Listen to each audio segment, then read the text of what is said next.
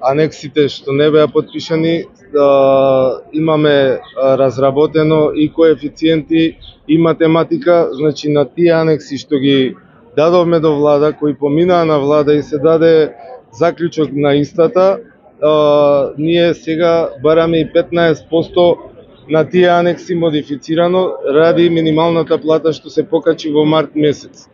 Исто така проблемите со колективниот договор мора да ги спомнеме. Значи последните 3 министри, иако инсистиравме, изработката на новиот колективен договор за здравство е 90% направена. Значи тоа го направи министерот Беким Сали, се формира работна комисија и имаше мандат 1 година, тоа е скоро готова работа, усогласена и по образование и по професии, и со закон за работни односи, со закон за здравствена заштита. Значи еден апел до министерот сегашен да се формира таа комисија што побрзо, да се доврши изработката на колективниот договор и истиот да се стави на маса и да се потпише. Исто така ние како синдикат на клинички центар повеќе пати апелиравме и дадовме поддршка и на бившиот министер и на претходниот пред него. Филипче ја отвори таа тема, беше ставено и во програма на влада, клинички центар да се врати во една целина со еден директор и еден управен одбор, за да се знае што и како, кој работи, пошто има 66 директори, 33 управни одбори, има голем одлив на пари. Тие само ако го вратат клинички центар, со тие пари може да ги покачат платите на вработените во здравството. Паркингот е исто така рак рана, го кажавме тоа и на вчерашните пресови. Значи не може градски паркинг само да го рачуна клинички центар као инвестиција или као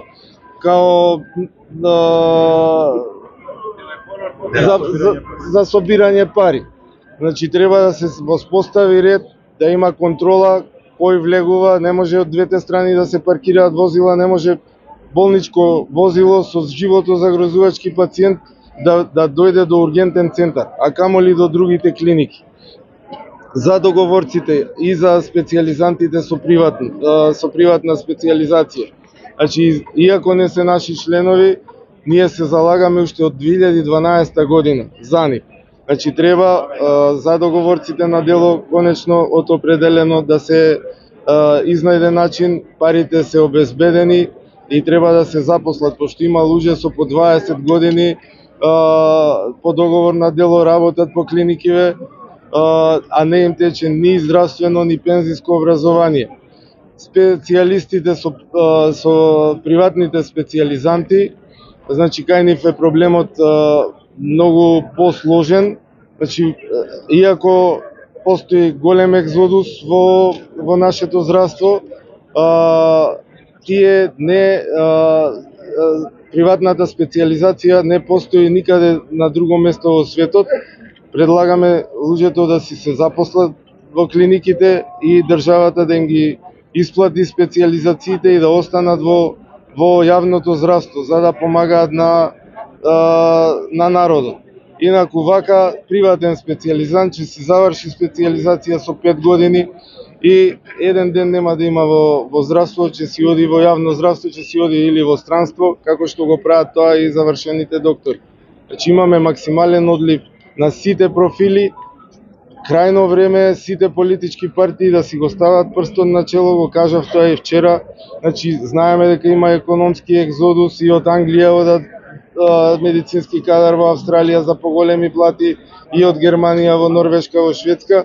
Меѓутоа немојте да се доведеме до состојба да се увезуваат здравствени работници и кадар од трети земји, пошто од контактите што ги имаме со синдикатите од Словенија, од Хрватска, смртноста кај нив е зголемена доста. Така да мислам дека треба крајно време, ова е последен апел, да имаат осет, сенс за здравството. Прво и основно е покачување на платите, затоа што све што нудат друго, градење на болници, опрема, све е тоа во ред, меѓутоа кој ќе работи во тие болници и кој ќе